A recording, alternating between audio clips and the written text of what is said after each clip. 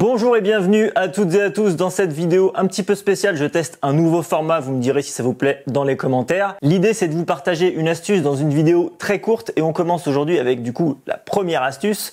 Comment réaliser une encoche à la défonceuse très facilement et surtout très rapidement.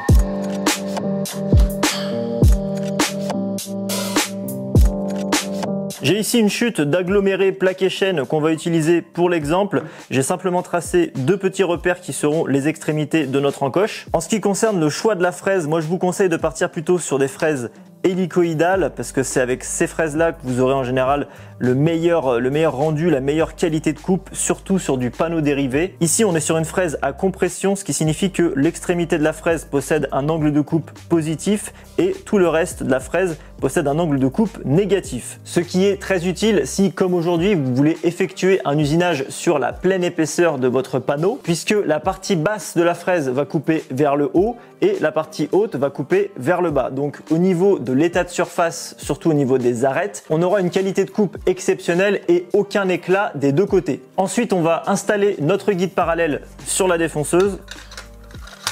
Donc là, vous allez le régler correctement en fonction de la largeur de l'entaille que vous voulez faire. Donc évidemment, vous pouvez faire ça en plusieurs passes. L'idée, c'est de ne pas tout arracher.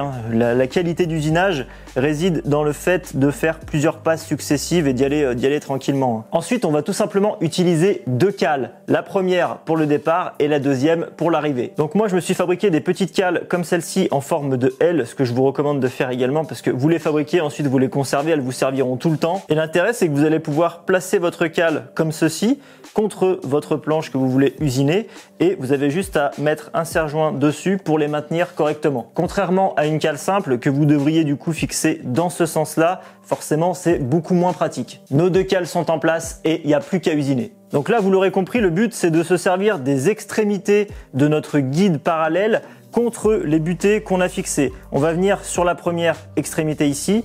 On va plonger tranquillement jusqu'à arriver en butée contre le guide. Ensuite, on va effectuer notre usinage tout le long jusqu'à arriver en butée de l'autre côté. Et à ce moment-là, on ressortira dans ce sens-là et on pourra faire autant de passes que nécessaire en fonction de la largeur de l'encoche que vous désirez usiner. En ce qui concerne le réglage de la vitesse de rotation de votre défonceuse, j'utilise personnellement une fraise de 8 mm ici, ce qui est un diamètre relativement petit, donc on règle la machine à fond ou quasiment à fond puisque plus le diamètre est petit et plus on tourne vite.